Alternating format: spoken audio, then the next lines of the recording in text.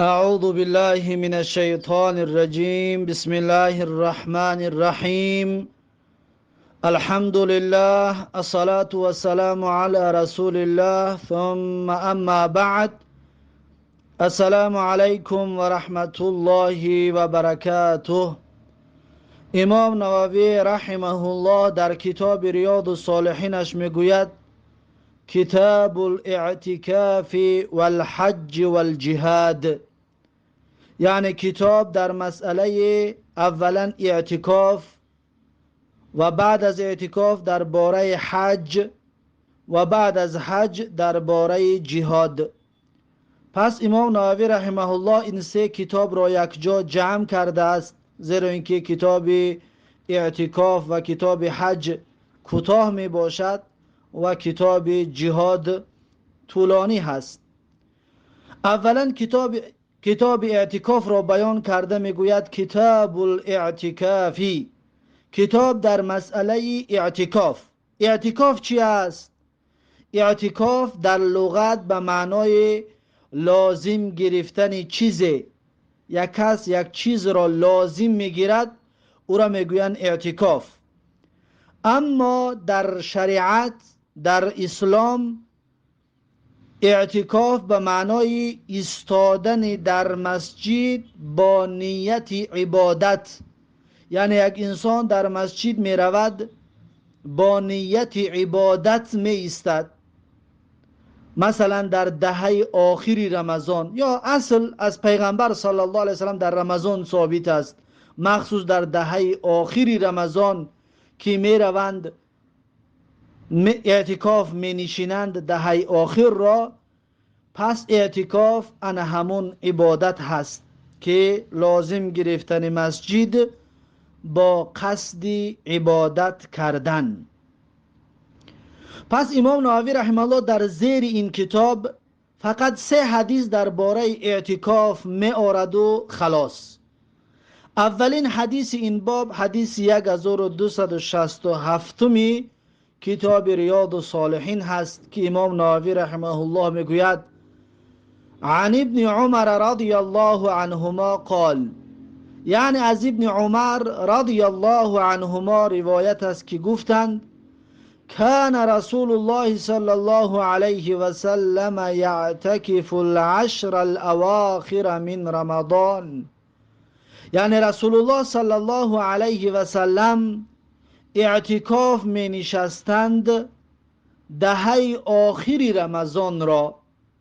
10 روز آخری رمضان را رسول الله صلی الله علیه و سلم اعتکاف می نشستند. این حدیث متفق علیه است. پس این حدیث دلالت می کند به سنت بودن اعتکاف شیشتن در آخر رمضان، در دهه آخری رمضان. این بود حدیث 1267 کتاب ریاض الصالحین. بعد از این حدیث 1268 کتاب ریاض الصالحین که امام نووی رحمه الله میگوید و عن عائشه رضی الله عنها، یعنی از عایشه رضی الله عنها روایت است، از ام المؤمنین عایشه صدیقه رضی الله عنها روایت است که میگوید ان النبی صلی الله علیه و سلم کان یعتکف العشر الاواخر من رمضان. حضرت عایشه میگوید هر آینه پیغمبر صلی الله علیه و سلم اعتکاف می نشستند دهه آخری رمضان را حتی توفاه الله تعالی، یعنی تا زمانی که از دنیا برد پیغمبر صلی الله علیه و سلم را الله جل جلاله، یعنی تا وفات یافتنش، تا از دنیا گذشتنش رسول الله صلی الله علیه و سلم دهه آخری رمضان را اعتکاف می نشستند. ثم اعتکف ازواجه من بعده، حضرت عایشه مادرمون میگوید بعد اعتکاف نشستند همسران رسول الله صلی الله علیه و سلم بعد از پیغمبر صلی الله علیه و سلم. یعنی این سنت را زنده گرداندند که همسران پیغمبر می نشستند، اصحاب پیغمبر می نشستند که تا به امروز دیگر مردم، بعضی از مسلمان ها اعتکاف می نشینند و این سنت نبوی صلی الله علیه و سلم را زنده می گردانند. این حدیث متفق علیه می باشد. این بود حدیث 1268 کتاب ریاض الصالحین.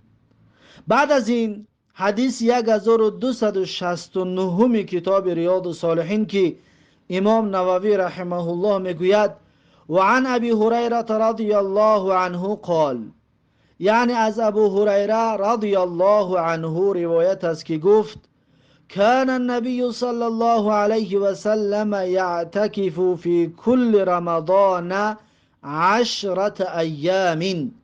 حضرت ابو هریره رضی الله عنه میگوید پیغمبر صلی الله علیه و سلم اعتکاف می نشست هر رمضان 10 روز. هر سال در رمضان رسول الله صلی الله علیه و سلم میگوید 10 روز اعتکاف می نشستند. فلما كان العام الذي قبض فيه اعتكف 20 يوما. پس زمانی که کان عام الذی قبض، یعنی همون سالی که قبض کرده شد روح پیغمبر صلی الله علیه و سلم، اعتکف 20 یوما، میگه رسول الله صلی الله علیه و سلم 20 روز اعتکاف نشستن. آخرین سال رسول الله صلی الله علیه و سلم 20 روز اعتکاف نشستند. رواه البخاری، این حدیث را امام بخاری رحمه الله روایت کردگی است. پس این حدیث اولا که دلالت میکند به اعتکاف ششتن که پیغمبر صلی الله علیه وسلم 10 روز اعتکاف می نشستند، دهه آخری رمضان را اعتکاف می نشستند. و دوم این حدیث دلالت میکند که انسان وقتی که عمرش به پایان میرسد علامت های اون انسان میبیند به مثل پیرانسالی و ضعف و خلاصه علامت هایی که میبیند، باید انسان اجتهاد و کوشش و سعی بکند برای زیاد انجام دادن عبادت رو باید زیاد انجام بده، دیگر از بیهوده گذراندن عمر و از در راه ناباک و در راه ناخوب صرف کردن عمر باید دیگر پرهیز کند. یعنی که اجلش وفاتش نزدیک می شود باید عبادت را طولانی تر زیادتر انجام بده، چطوری که پیغمبر صلی الله علیه و سلم هر سال 10 روز اعتکاف می نشستند، آخرین سال 20 روز اعتکاف نشستند. پس این حدیث به این دلالت میکند باز والله اعلم. این بود حدیث 1269 کتاب ریاض الصالحین. با همین کتاب اعتکاف به آخر رسید. پس میگذاریم به کتاب نو، کتاب الحج. کتاب نو کتاب حج می باشد. در مسئله حج امام نووی رحمه الله یک آیت برای فرضیت حج میارد و باقی مانده چند حدیث ها در زیر این کتاب درباره حج برای ما و شما تقدیم میگرداند. پس اولین آیتی که میارد میگه قال الله تعالی، یعنی که الله سبحانه و تعالی فرموده است. اولا حج، اولا معنای حج را بگیم. حج چی معنا دارد؟ حج این در لغت به معنای قصد است. انسان وقتی که قصد میکند این را میگوین حج. اما در شریعت در اسلام وقتی میگویم حج کردن یعنی که قصد کردن کعبه برای ادا کردن نسک خاص برای الله جل جلاله، فقط برای الله جل جلاله رفته عبادت کردن یا این فریضه الهی را انجام دادن. با همین قصد انسان وقتی که به حج می رود، به سوی کعبه می رود، انا همین را می گوین حج. پس حج قصد کردن کعبه به نیت ادا کردن نسک، به نیت ادا کردن واجبات و ارکان حج، این رو میگویند حج.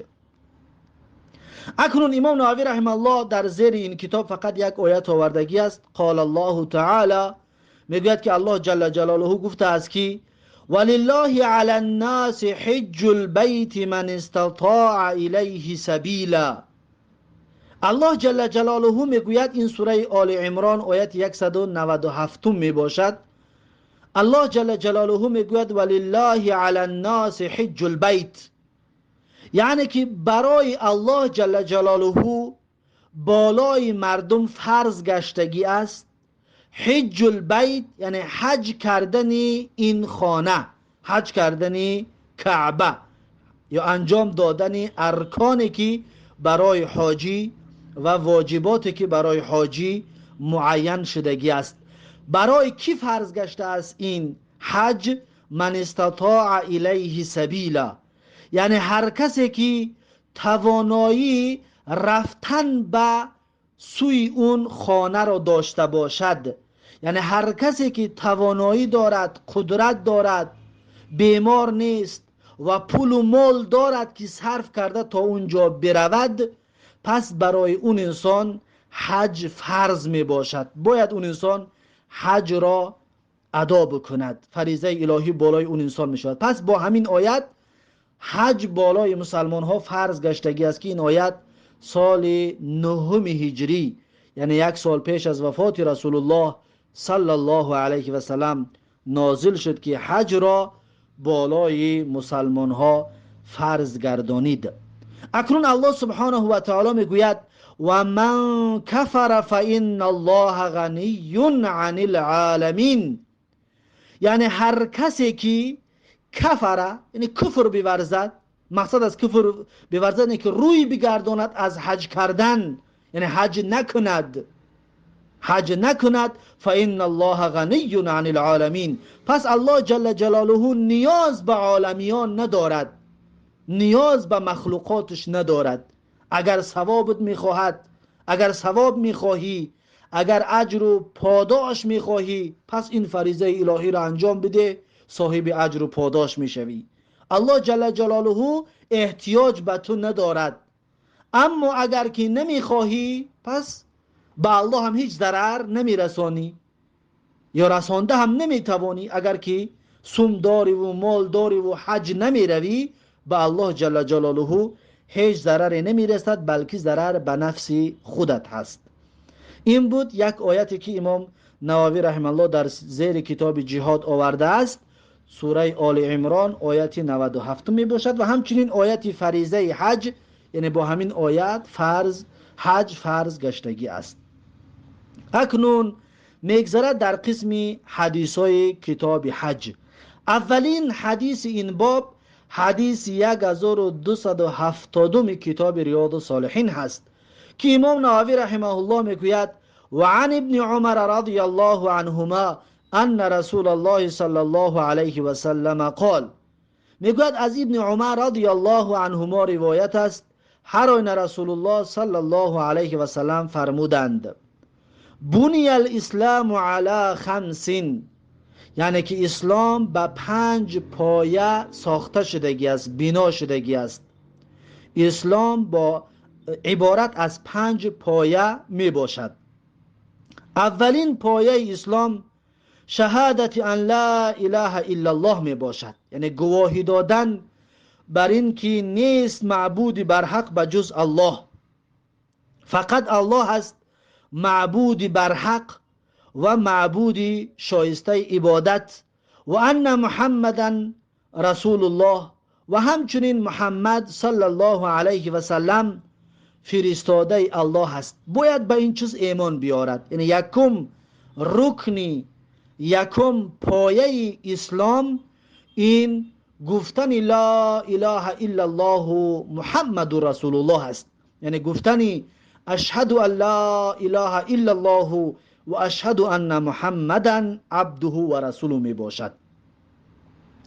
و اقام صلاتی، و دویم پایه اسلام برپا داشتن نماز است، یعنی خواندن نماز وقتی که انسان مسلمان می شود به بلاغت می رسد، برای مرد هر روز 5 وقت نماز فرض است. برای زن اگر که از حیض و نفاس پاک باشد هر روز براش 5 وقت نماز فرض می باشد که باید 5 وقت نماز را ادا بکند. اگر که کسل ماهانه باشد نمازها را قضا نمی دارد. زنی که در کسل ماهانه یا زنی که حیض و نفاس باشد، یعنی بعد از تولد کردنش، و اون زن نماز را قضا نمی دارد. و ایتاء زکاتی و پرداخت زکات، وقتی انسان مالش به نصاب می رسد، 1 حول اون نصاب در دستش هست، پس اون انسان باید زکاتش را پرداخت بکند. از اون مال جمع کردهش 2.5 فایزش را باید برای کمبغلان و ناداران برآورده بدهد. این 3م پایه اسلام می باشد. 4م پایه اسلام و حج البیت، یعنی قصد کردن به سوی خانه هست که انسان باید حج بکند. یعنی انسانی که توانایی دارد، انسانی که قدرت دارد برای رفتن، چی توانایی مالی باشد چی توانایی صحت و سلامتی، پس اون انسان باید رفته حج بکند. یا انسانی که بیمار باشد بعد از شفا یافتنش رفته حج بکند. انسانی که بیمار باشد که دیگر از اون بیماری شفا یافتنش امکان نباشد، یا پیرانسال باشد که قوه ندارد که دیگر حج برود، اون کسی دیگر کرا میگیرد که حج بدل میگوین، از جای این انسان یا کسی دیگر حج میکند. و صوم رمضان، و آخرین پایه اسلام، 5م پایه اسلام، این روزه گرفتنی ماه رمضان می باشد.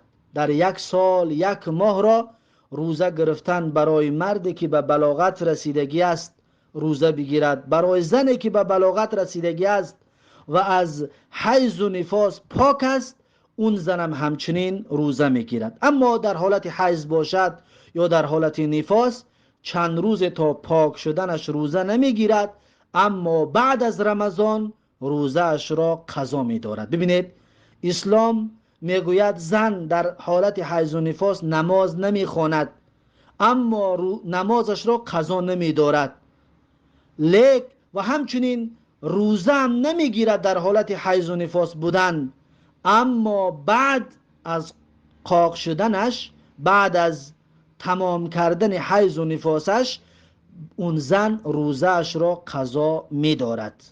این حدیث متفق علیه است. این بود حدیث 1270 کتاب ریاض الصالحین.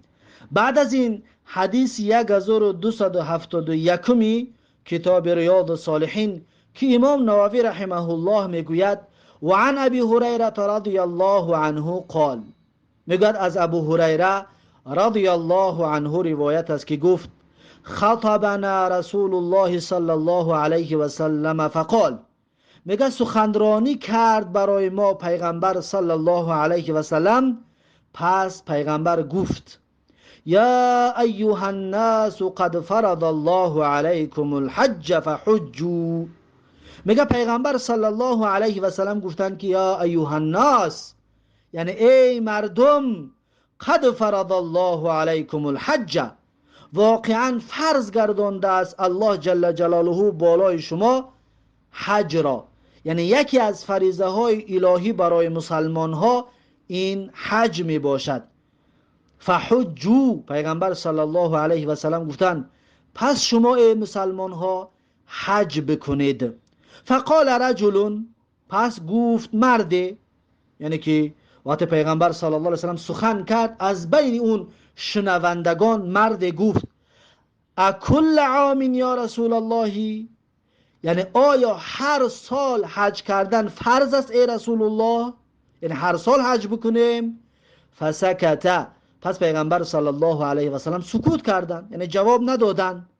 حتی قالها ثلاثا، تا این که میگوید اون مرد این سخنش را 3 بار تکرار کرد، این سوالش را 3 بار میگوید اون مرد تکرار کرد.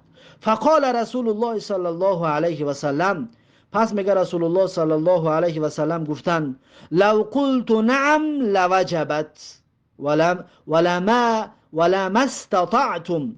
استطعتم. پیغمبر گفت که لو قلت نعم، اگر من بگویم بله، یعنی اون سوال که آیا هر سال حج کردن فرض است، اگر پیغمبر بگوید که نعم یعنی بله هر سال فرض است، لوجبت حتما هر سال فرض کردن برای هر مسلمان فرض می باشد. پس این کار ناممکن است که تمام مسلمان های دنیا جمع شود برای حج کردن به حج بروند. این ناممکن است، این از طاقت بیرون هست. ولم استطعتم، پیغمبر صلی الله علیه و سلم میگه که حتما توان اون رو نداشته، یعنی شما نمیتوانید که هر سال بیایید حج بکنید. هر سال مسلمان ها نمیتوانند حج بکنن، یعنی که بیرون از طاقت است، یا سون ندارن بروند، یا مردم زیاد جمع شود در اونجا امکان حج کردن نمی شود، یعنی که خلاصه بعض سبب خاطی امکان نیست که حج کنید هر سال. ثم قال، پس پیغمبر صلی الله علیه و سلم بعد از این گفتن که ذرونی ما ترکتکم، پیغمبر گفتن که ترک کنید مرا، به حال من، به حالم بگذارید، ما ترکتم، به همان مسئله ای که شما را من میگویم، برای شما میگذارم، یعنی همون چیز را براتون گفتم شما بگیرید و قبول کنید و سکوت کنید، به حال مرا به حالم بگذارید.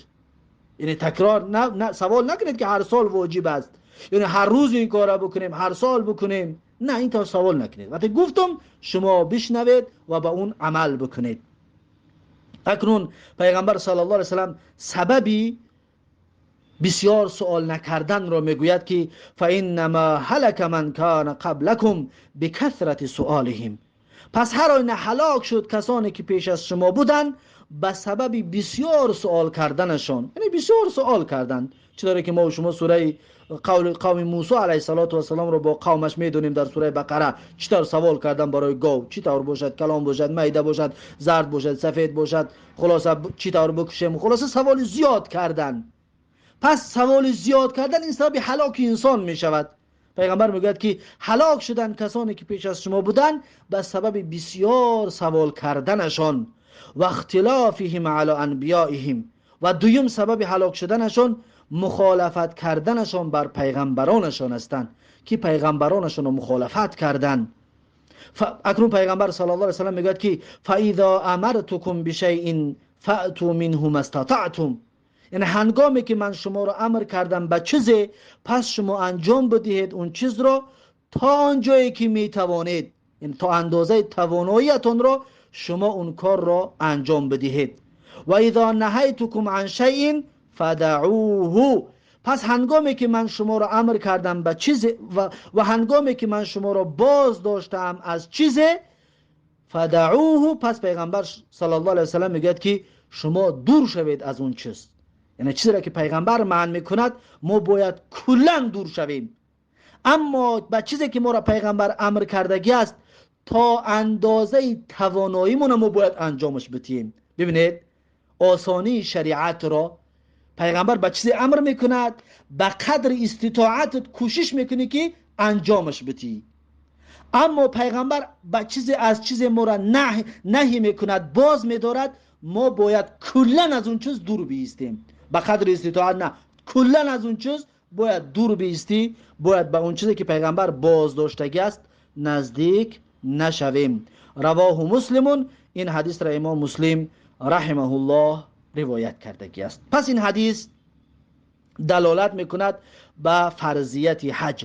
اما اینجا یک نکته مهم است، و اختلافهم علی انبیائهم، یعنی اختلاف کردن قوم‌های پیشین بر پیغمبرانشان سبب هلاکشان شدن. پس امروز مردم هایی که با پیغمبر صلی الله علیه و سلم اینقدر اختلافات دارد، وقتی که بعضی مسلمان ها را میبینی حال و رفتارش را، پیغمبر صلی الله علیه و سلم را میبینی از زمین تا آسمان فرق میکند، وای بر حال این مسلمان هایی که حال و رفتارشان، نماز و عبادت هایشان از پیغمبر از زمین تا به آسمان فرق کند. پس همین قدر گفتنی هستم که وای بر حالشان و باز هم وای بر حالشان. پس این بود حدیث 1271 کتاب ریاض الصالحین. بعد از این حدیث 1272 کتاب ریاض الصالحین، این حدیث 1272 را انشاءالله درسی آینده خواهیم گرفت. پس این بود درس امروزمون. با همین درس امروزه را به پایان میرسانم تا درس آینده. الله حافظ و مددگار. بارک الله فیکم و جزاکم الله خیرا و السلام علیکم و رحمت الله و برکاته.